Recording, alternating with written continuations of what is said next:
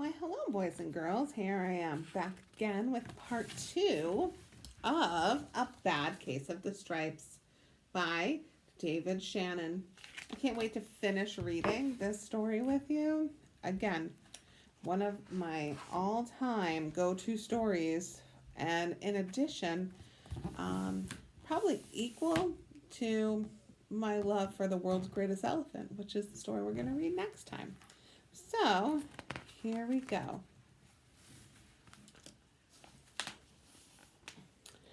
By now, the TV news had found out about Camilla. Reporters from every channel were outside her house, telling the story of the bizarre case of the incredible changing kid. Soon a huge crowd was camped out on the front lawn.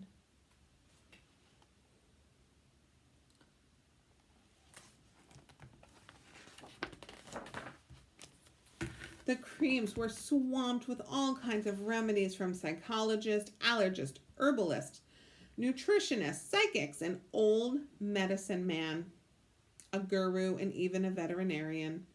Each so-called cure only added to poor Camilla's strange appearance until it was hard to even recognize her. She sprouted roots and berries and crystals and feathers and a long furry tail, but nothing worked.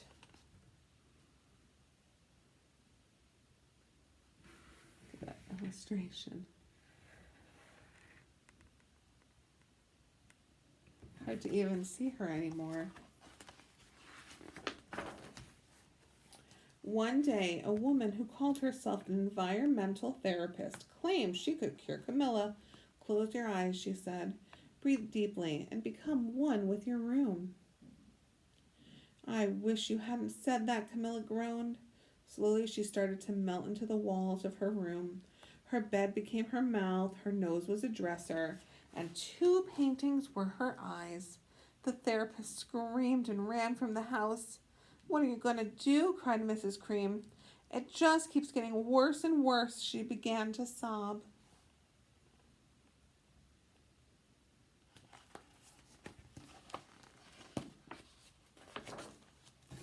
At that moment, Mr. Cream heard a quiet little knock at the front door. He opened it, and there stood an old woman who was just as plump and sweet as a strawberry. Excuse me, she said brightly, but I think I can help. She does look very helpful. I'm not sure what it is about her, but she looks helpful to me. She went into Camilla's room and looked around. My goodness, she said with a shake of her head. What we have here is a bad case of the stripes. One of the worst I've ever seen. She pulled a container of small green beans from her bag. Here, she said, these might do the trick. Are those magic beans? Asked Mrs. Cream. Oh my, no, replied the kind old woman. There's no such thing. These are just plain old lima beans.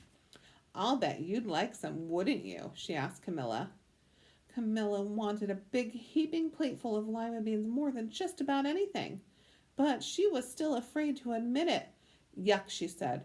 No one likes lima beans, especially me. Oh dear, the old woman said sadly.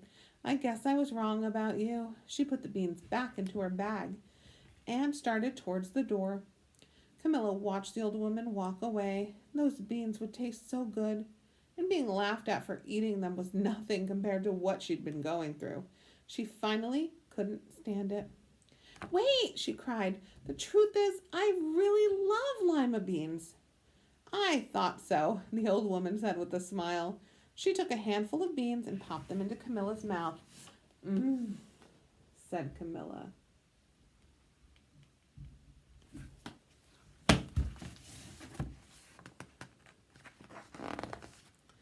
Suddenly the branches, feathers, and squiggly tails began to disappear.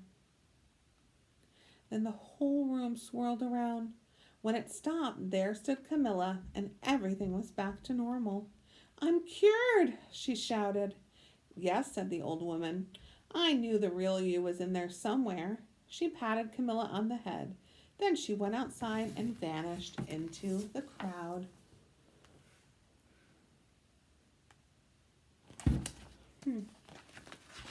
What a beautiful story.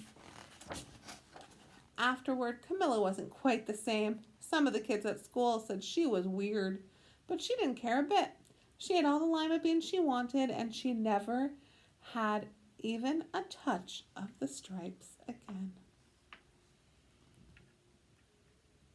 Well, boys and girls, that's the story, A Bad Case of the Stripes by David Shannon. I hope you have a great weekend. Talk to you soon. Bye-bye.